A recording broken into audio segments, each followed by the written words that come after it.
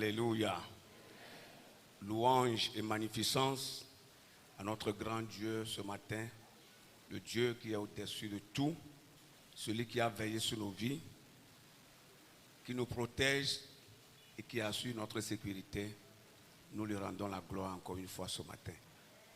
Et je voudrais vous dire que vous êtes au bon endroit. Tu es au bon endroit. Alléluia.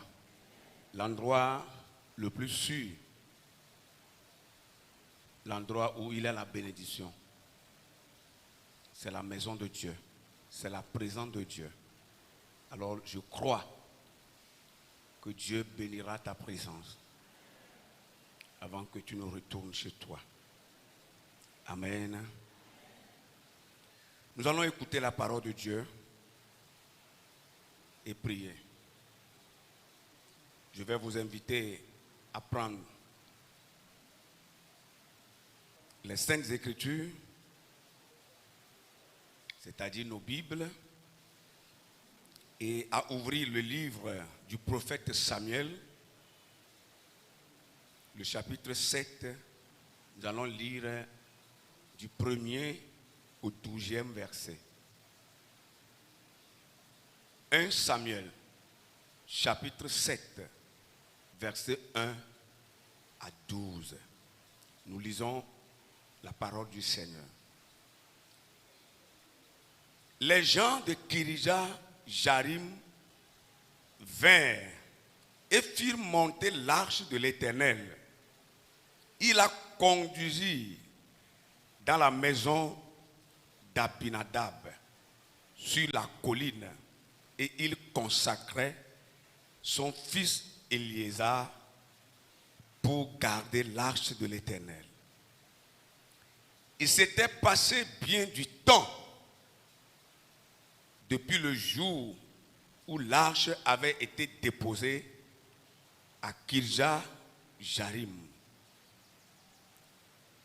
20 années s'étaient écoulées, alors toute la maison d'Israël poussa des gémissements vers l'Éternel. Samuel dit à toute la maison d'Israël: si c'est de tout votre cœur que vous revenez à l'Éternel, ôtez du milieu de vous les dieux étrangers et les Astartés, dirigez votre cœur vers l'Éternel et servez-le lui seul. Et il vous délivrera de la main des Philistins.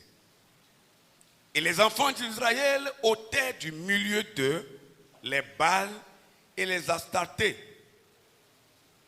Et ils servirent l'Éternel seul. Samuel dit: assemblez tout Israël à Mispa, et je prierai l'Éternel pour vous. Et ils s'assemblaient à Mispa. Ils puisaient de l'eau et la répandirent devant l'Éternel, et ils jeûnaient ce jour-là en disant: nous avons péché contre l'Éternel. Samuel jugea les enfants d'Israël à Mispa. Les Philistins apprirent que les enfants d'Israël s'étaient assemblés à Mispa, et les princes des Philistins montèrent contre Israël. À cette nouvelle, les enfants d'Israël eurent peur des Philistins. Et il dit à Samuel: ne cesse point de crier pour nous à l'Éternel, notre Dieu, afin qu'il nous sauve de la main des Philistins. Samuel prit un agneau de lait et il l'offrit tout entier en holocauste à l'Éternel. Il cria à l'Éternel pour Israël, et l'Éternel l'exauça. Pendant que Samuel offrait l'holocauste, les Philistins s'approchèrent pour attaquer Israël. L'Éternel fit retentir en ce jour son tonnerre sur les Philistins, et il les mit en déroute. Il fut battu devant Israël. Les hommes d'Israël sortis de Mispa poursuivirent les Philistins et les battirent jusqu'au dessous de Bethkar, Samuel prit une pierre qu'il plaça entre Mispa et Sen, et il l'appela du nom d'Ebenezer en disant: jusqu'ici l'Éternel nous a secourus. Ainsi les Philistins furent humiliés et ils ne vinrent plus sur le territoire d'Israël.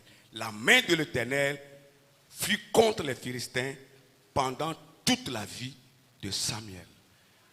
Praise the Lord. Alléluia. Que Dieu bénisse sa parole dans nos cœurs.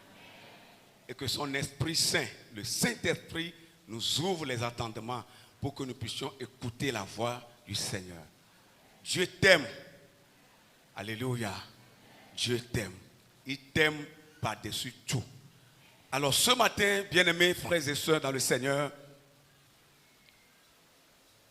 nous voulons prendre comme titre de notre message du jour le thème de notre programme de prière. Vous connaissez déjà ce thème qui nous réunit au moins pour une semaine et demie chaque matin de 5h à 6h. Et dans la deuxième semaine, ce sera chaque soir de 17h30 à 18h30. Ça dépend du temps. Alors ce thème qui nous réunit dans cette fin d'année, dans ce programme de prière, a été intitulé comme suit: du désespoir au témoignage. Alors ce matin, je voudrais prendre le thème de notre programme de prière et en faire le titre du message de ce jour: du désespoir au témoignage. Tourne-toi vers quelqu'un et dis-lui: du désespoir au témoignage. Dis-lui qu'il va témoigner et que c'est le temps de son témoignage. Que cela soit ainsi dans vos vies, dans chacune de vos vies, au nom puissant de Jésus-Christ. Le désespoir.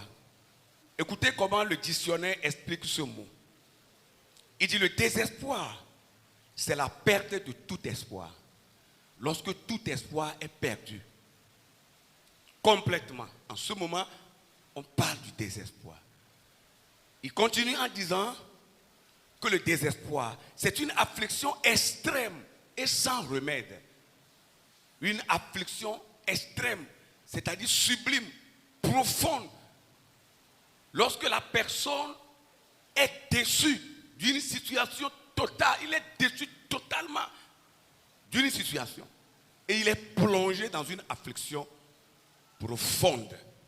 En ce moment, on parle du désespoir. Le désespoir, c'est également un abattement total de quelqu'un qui a cessé d'espérer. Il est tombé dans un abattement total et il n'espère plus à rien. Même tout ce que vous allez lui dire en ce moment, il ne croira rien. Il a perdu l'espoir. Alors, on peut également dire que le désespoir, c'est lorsque quelqu'un est à bout d'arguments.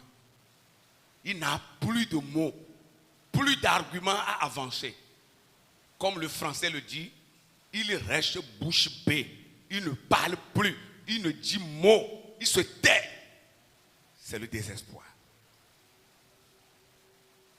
Tu sortiras du désespoir. Et je vais te dire ce matin que le désespoir ne sera pas la fin de ton histoire sur cette terre. Mais ce sera plutôt le début. Le début de ton miracle. Le début du commencement.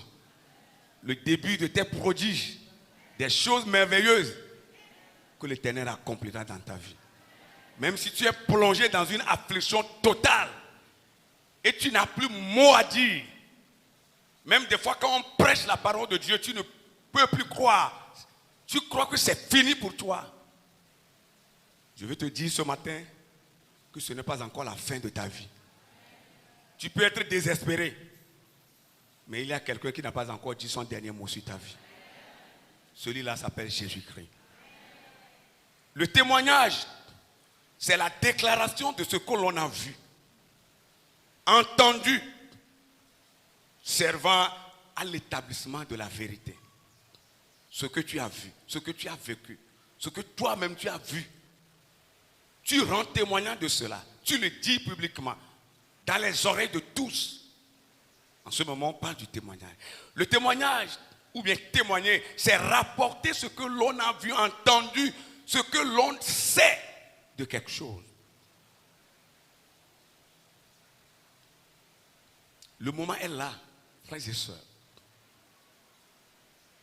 pour que toi-même, tu rendes témoignage des choses que l'Éternel aura accomplies dans ta vie. Tu as entendu parler du témoignage, les gens ont témoigné, la Bible en parle, même avec les personnages bibliques. Et certains de nos contemporains qui témoignent, l'Éternel m'a fait ceci, l'Éternel m'a fait ça. Et tu te demandes quand est-ce que tu rendras aussi témoignage de ta vie, de ce que Dieu a fait dans ta vie pour glorifier son nom. Je veux te rassurer ce matin que c'est l'heure de ton témoignage. C'est le temps de ton témoignage. Praise the Lord. Alors, pour le chrétien,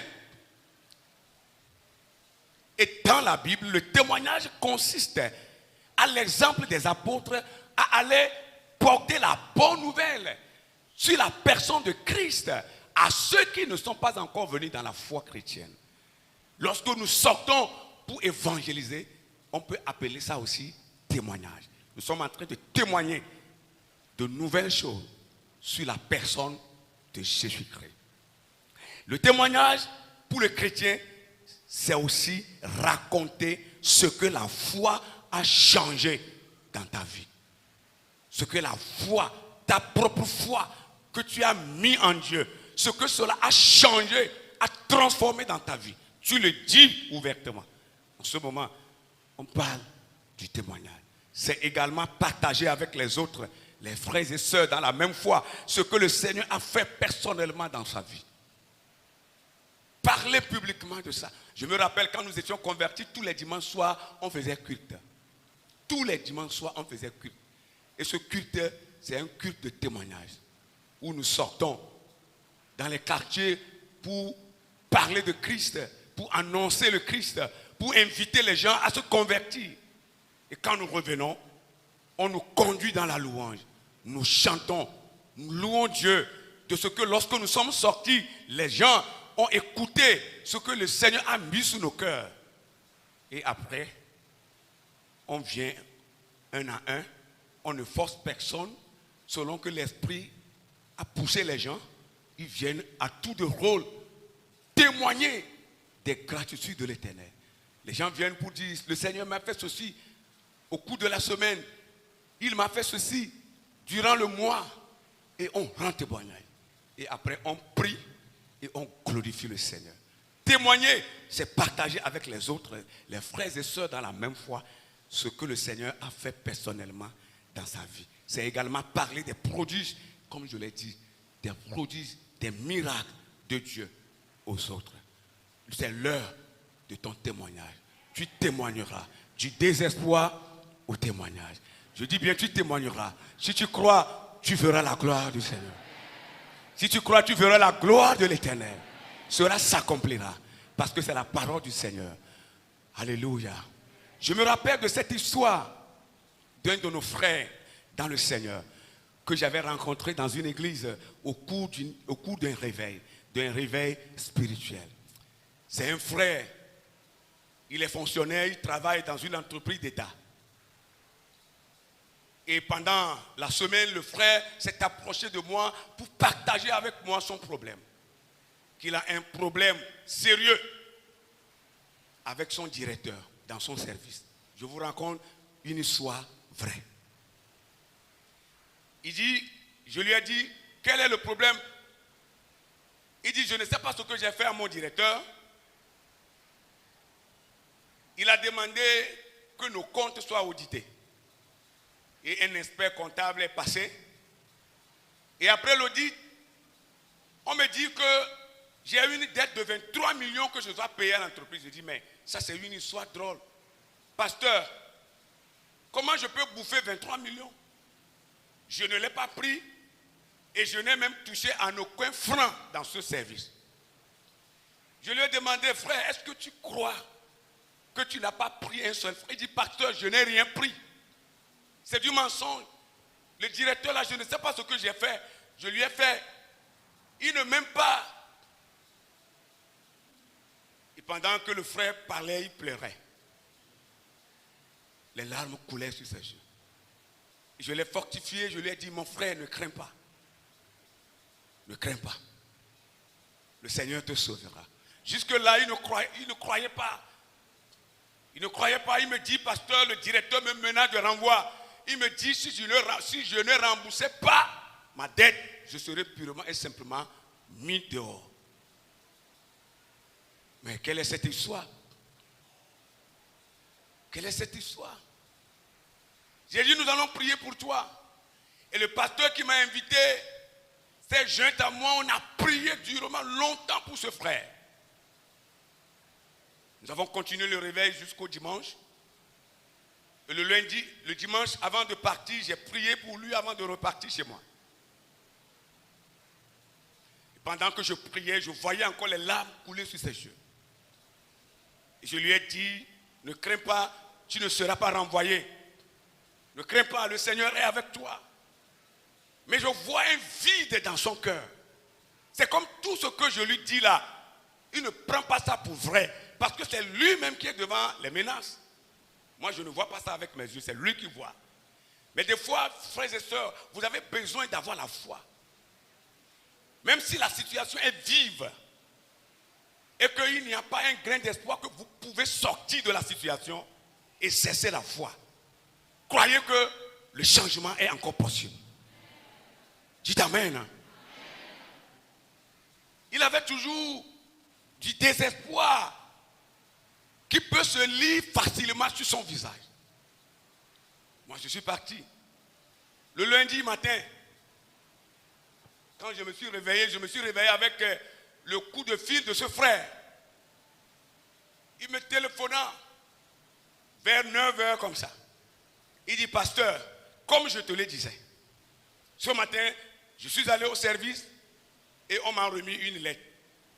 La secrétaire m'a remis une lettre que j'ai lue et la lettre stipule que je dois rembourser les 23 millions avant de revenir. Autrement dit, je suis viré. Si je ne trouve pas les 23 millions, je suis viré. Et pasteur, à l'heure où je te parle, j'ai la lettre de renvoi dans mes mains. Et je suis en train de me diriger à la maison comme ça. Et je lui ai encore dit, tu n'es pas renvoyé, tu ne seras pas renvoyé. La foi voit ce que le désespoir ne voit pas. Alléluia. Ta foi va voir ce que le désespoir ne peut pas voir.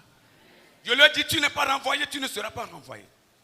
Il dit, pasteur, s'il vous plaît, est-ce que vous ne me comprenez pas bien? J'ai la lettre dans ma main. Je dis, tu as la lettre, mais tu n'es pas renvoyé. Mais il ne sait pas d'où viendra le miracle. Je lève mes yeux vers les montagnes. D'où me viendra le secours? Le secours me viendra de l'Éternel, qui a fait les cieux et la terre. Ton secours viendra de l'Éternel. Ton secours, mon frère, mon soeur, viendra de l'Éternel, ton Dieu. Ne crains pas. Ce n'est pas encore fini pour toi. Oh, alléluia. Il est rentré à la maison parce qu'il est renvoyé. Vers 10h30 allant. Vers 10h30 allant.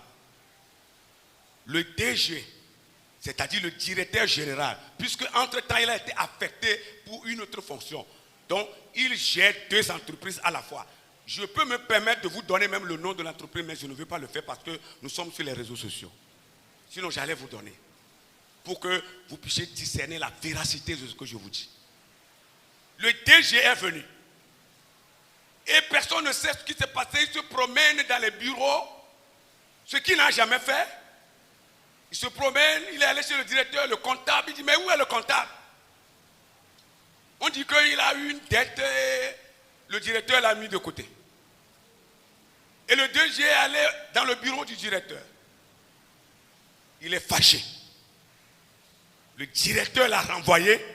Le DG est venu. Praise the Lord. Je veux dire à quelqu'un ce matin que ton PDG, c'est Jésus-Christ. Le président directeur, c'est Jésus-Christ. Ne crains pas. Tout peut arriver dans cette vie. Mais tu vas sortir la tête haute. Dans le nom de Jésus-Christ. Le DG est revenu. Il dit, salut monsieur. Il salue le directeur. Où est le comptable? Et il a commencé à raconter toute une histoire. On a audité le compte et il a eu dette, tant, et nous avons décidé qu'il paye sa dette avant de revenir. Et le DG a dit, il répliqua, tu renvoies quelqu'un du service sans mon accord. Tu as trop osé. Et il a craqué la porte. Il est sorti, il a fermé. Il est sorti. Vous savez comment on craque la porte, non? Bim! Il est sorti. Dieu va craquer la porte sur tes ennemis. Dans le nom de Jésus-Christ. Il a craqué la porte, il est sorti. Il dit, secrétaire, viens ici. J'imagine l'atmosphère dans le service là, le jour là. Un lundi noir. Pour les gens de ce service, mais un lundi heureux. Pour mon frère, qui est dans la même foi que moi. Praise the Lord. Il dit, secrétaire, écris-moi. Tout ça là, c'est le frère qui m'a raconté tout ça au téléphone que je suis en train de vous raconter comme ça. Écris-moi une lettre de réintégration. On l'a renvoyé à 9h. Une autre lettre a été écrite à 11h, le même jour, la même journée de lundi. Oh, alléluia. Pour qu'on sache que tu as un grand Dieu. Et quand la lettre a été écrite, le DG a appelé notre frère au téléphone. Et lorsqu'il a vu le numéro du DG, il paniqua encore de nouveau. Le DG lui a dit, viens tout de suite me voir. Il croit que c'est une autre lettre fantaisiste qui a été encore écrite pour l'enfoncer encore davantage. Il prit peur. Et quand il est revenu, le DG lui a dit, pourquoi tu ne m'as pas parlé du problème? Mais il ne lui a rien dit de la situation. Il dit, va voir la secrétaire. Et quand notre frère est allé, on lui a remis une lettre. Il dit que sa main tremblait. Qu'est-ce qu'on a encore écrit sur moi? Et quand il a ouvert la lettre, le résumé de la lettre dit, tu as été renvoyé. Moi, le PDG, je te réintègre à partir de ce jour. Praise the Lord. Il dit, pasteur, à l'heure où je te parle au téléphone, je suis en train de m'installer dans mon bureau. Je veux te dire, pasteur, que ton Dieu est puissant. Je ne croyais pas à tout ce que tu me disais. Mais maintenant, je sais que c'est l'Éternel qui t'a appelé. Et tu ne multiplies pas seulement les paroles pour me séduire. Ça peut arriver que tout peut être contre toi seul.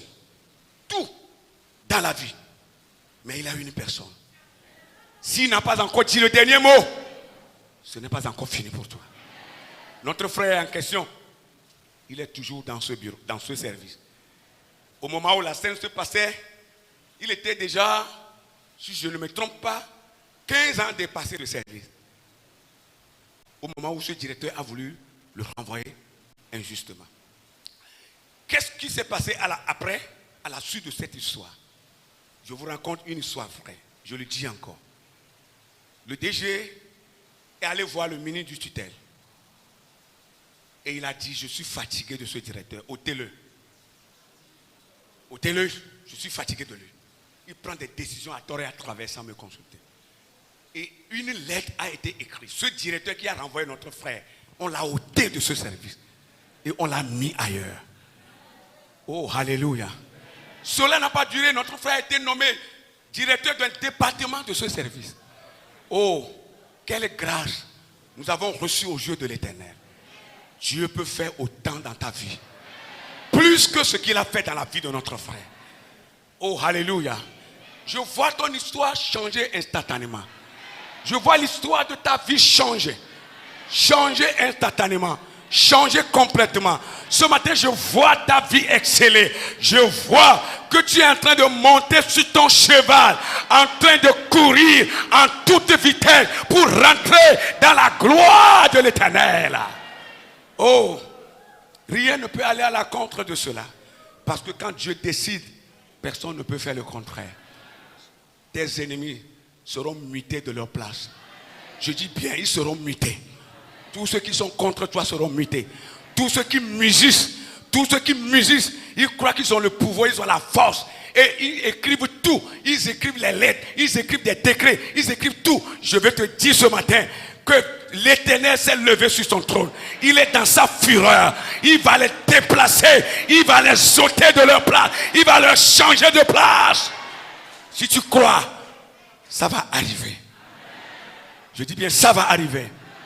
Tous ceux qui croient que ce serait fini pour toi, ils ont menti. Ils ont écrit des décrets. Ils ont écrit des lettres. Dumas signé, cacheté. Mais Dieu va changer ces décrets. Et ces mêmes décrets qu'ils ont écrits vont se tourner contre eux. Dans le nom de Jésus-Christ. Que cela soit ainsi dans le nom de Jésus. Que cela soit ainsi dans la vie de nos ennemis. Les ennemis de la foi. Les ennemis de l'église. Que cela soit ainsi dans leur vie. Au nom de Jésus. Ça va arriver parce que c'est la bouche de l'Éternel qui l'a dit. Si vous croyez que nos bouches sont bénies, alors je le déclare que ça arrivera. Au nom de Jésus-Christ. Si tu crois que ta bouche est bénie, je dis bien ça arrivera. Alléluia. Ça va se tourner contre eux. Ils verront la gloire de Dieu. Ils vont s'agenouiller, ils vont pleurer, même à pleurer le sang. Mais ils ne trouveront pas la grâce auprès de l'Éternel. Parce qu'ils ont mis leur doigt dans les yeux de Dieu. Dieu les frappera. Quand tu mets la main dans les yeux de Dieu, tu as un problème. Et personne ne peut te sortir de ce problème. Écoutez-moi bien. Il y a des choses pour lesquelles on peut prier.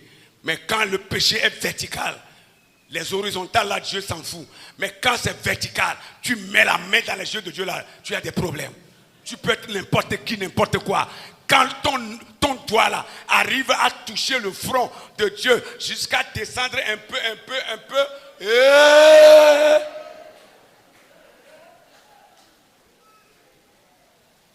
au nom de l'Éternel.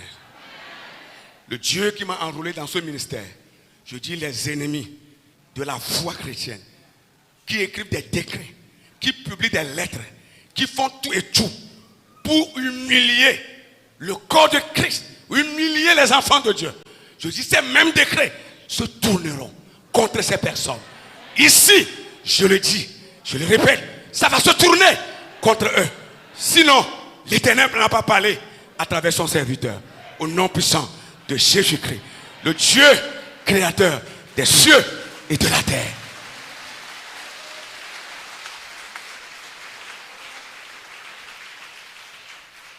Praise the Lord.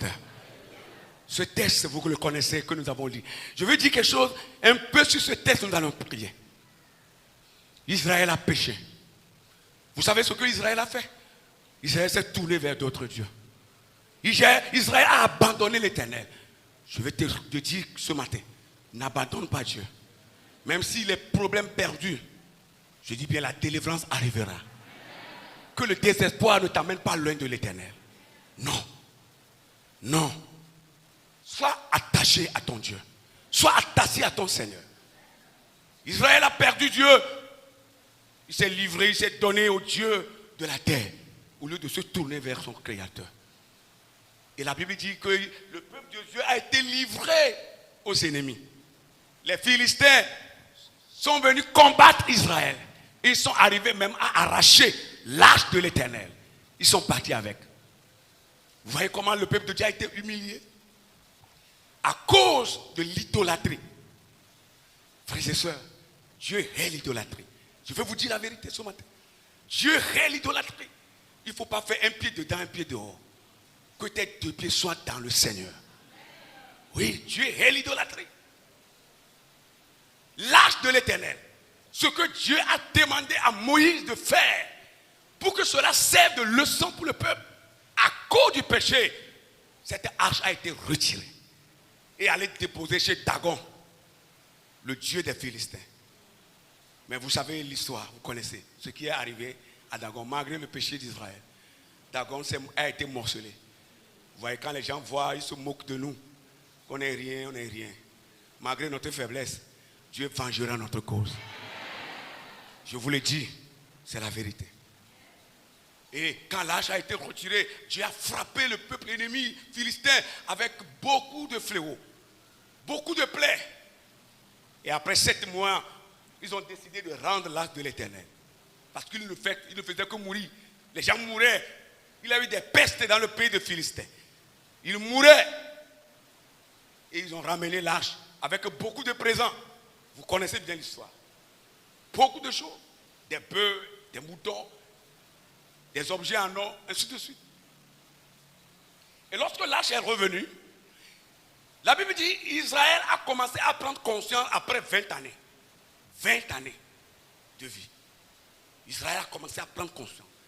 Nous devons revenir vers notre Seigneur. Et la Bible dit que le peuple a commencé à pousser des cris vers son Créateur. Oh Seigneur, nous avons péché. Nous avons fait ce qui n'est pas bien. Pardonne-nous nos péchés. Pardonne-nous nos offenses. Nous voulons revenir vers toi. Et le prophète Samuel, qui était juge en ce moment en Israël, a demandé au peuple de Dieu d'ôter les dieux étrangers au milieu d'eux. D'ôter les dieux étrangers, les Baals et les Astartés, de les ôter. Et l'Éternel se tournera encore vers eux. Et c'est ce que le peuple avait fait. Et lorsque le peuple a ôté ses faux dieux, le prophète Samuel a demandé que le peuple de Dieu se rassemble à Mispa. Les hommes comme les femmes comme les enfants. Il a rassemblé tout Israël à Mispa pour prier avec le peuple et demander la miséricorde de Dieu pour la vie du peuple. Et le jour-là, la Bible dit, ils ont puisé de l'eau qu'ils ont versée dans la présence de l'Éternel. La Bible ne te dit pas ce matin d'aller puiser de l'eau et verser sur la terre. Mais quelqu'un a déjà versé cette eau pour toi. Sur la croix, c'est Jésus-Christ. Ils ont versé l'eau sur la terre. Et Samuel, le prophète, a pris, la Bible dit, un agneau qui est au lait. Il l'immola. Il le sacrifia. Il le sacrifia pour le pardon du peuple d'Israël. Et la Bible dit que pendant qu'il faisait le sacrifice, les ennemis ont appris que les enfants d'Israël se sont réunis encore à Mispa comme un seul peuple. Alors les Philistins montaient encore contre Israël. Et la Bible dit quand Israël a appris cette nouvelle, tout le peuple eut peur. Ils sont plongés dans un désespoir. Oh, nous croyons que ces ennemis-là nous ont laissés. Ils vont venir encore. Ils ont eu peur. Et ils ont demandé au prophète Samuel d'élever sa voix, de prier Dieu en leur faveur. Et la Bible dit, Samuel a prié, a demandé à Dieu de pardonner le péché du peuple et de restaurer le peuple. Je voudrais vous faire lire cette dernière partie et après quoi nous allons nous arrêter. À partir du verset 10. Pendant que Samuel offrait l'holocauste, les Philistins s'approchaient pour attaquer encore Israël. L'Éternel fit retentir en ce jour, oh Maya Maya, son tonnerre sur les Philistins et les mit en déroute. Ils furent battus devant Israël. Dieu a un tonnerre. Je dis bien Dieu a un tonnerre. Qu'il frappe tes ennemis avec son tonnerre. Ce n'est pas moi qui le dis, c'est la parole de Dieu. L'Éternel fit retentir son tonnerre sur les Philistins pendant qu'ils revenaient encore pour combattre Israël. Et la Bible dit, il fut battu. Les ennemis furent battus. Tu dois battre tes ennemis.